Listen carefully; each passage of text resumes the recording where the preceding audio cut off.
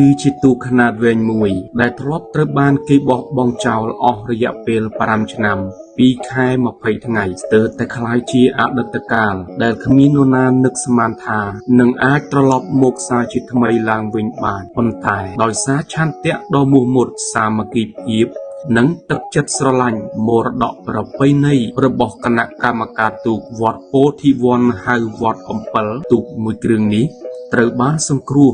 នឹងយកមកជួសជុលឡើងវិញនៅថ្ងៃប្រហ័ស15កើតត្រូវនឹងថ្ងៃទី25ខែមករាឆ្នាំ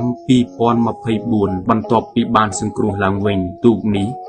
ត្រូវបានប្រសិទ្ធនាមថាមហិទ្ធិឫទ្ធិដំរីក្បាល3បារមីពោធិវ័នដែលជានាមពោពេញដោយអត្ថន័យសិរីមង្គលនិងកម្លាំងជំនឿអ្វីដែលធ្វើឲ្យមនុស្សជាច្រើននឹកអស្ចារ្យនោះគឺនៅពេលដែលដង្ហែទូកចូលដល់វត្តហាក់ដូចជាមានអភិនិហាមួយកើតឡើងតែមេឃស្រាប់តែងងឹតអ៊ូអាប់នៅចំពោះមុខខ្លោងទ្វារចូលវត្តហើយ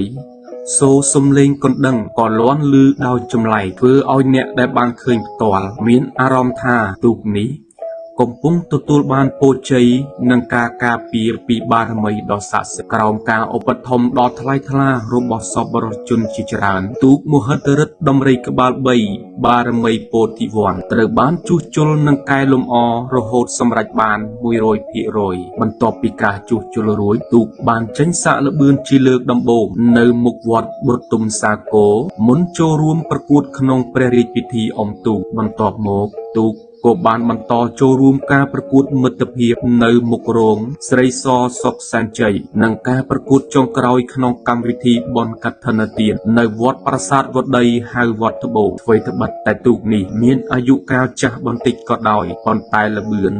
និងសមត្ថភាពរបស់ទូកនេះមិនធម្មតាឡើយលទ្ធផលនៃការប្រកួតនាពេលកន្លងមកបានបង្ហាញយ៉ាងច្បាស់ថាទូកមួយគ្រឿងនេះទទួលបានជ័យជំនះច្រើនជាដរាបដែលជាផុសតាងបញ្ជាក់ពីការខិតខំប្រឹងប្រែងរបស់ក្រុមកម្លាំងកីឡាករគណៈកម្មការនិងអ្នកគាំទ្រទាំងអស់សម្រាប់ពេលខាងមុខប្រសិនបើរដ្ឋបាលខេត្តកំពង់ចាមរៀបចំពិធីប្រណាំងទូកនៅក្រុងកំពង់ចាមទូកមហិទ្ធិឫទ្ធិដំរីក្បាល3បារមីពោធិវ័នក៏មានគម្រោងចូលរួមប្រកួតផងដែរនេះគឺជាក្តីសង្ឃឹមដ៏ធំមួយរបស់អ្នកគាំទ្រទាំងអស់ដែលជឿជាក់ថាទូកមួយគ្រឿងនេះនឹងបន្តបង្ហាញពីកម្លាំងសាមគ្គីភាពដើម្បីស្វែងរកជ័យជំនះជូនអ្នកគាំទ្របន្ថែមពីទូកដែលធ្លាប់សន្ធិដ្ឋនៅក្នុងភាពស្ងៀមស្ងាត់និងត្រូវគេបោះបង់ចោលសពថ្ងៃបានក្លាយជានិមិត្តរូបនៃការរស់ឡើងវិញនិងក្តីសង្ឃឹមនៃមោទនភាពវាមិនមែនគ្រាន់តែជាទូកមួយគ្រឿងប៉ុណ្ណោះទេប៉ុន្តែជាបេះដូងនៃអ្នកស្រឡាញ់កីឡាប្រពៃណីដែលត្រៀមបន្តហែឆ្ពោះទៅរកជ័យជំនះនិងលើកតម្កើងកិត្តិយសវត្តពោធិវ័នឲ្យកាន់តែល្បីរន្ទឺថែមទៀត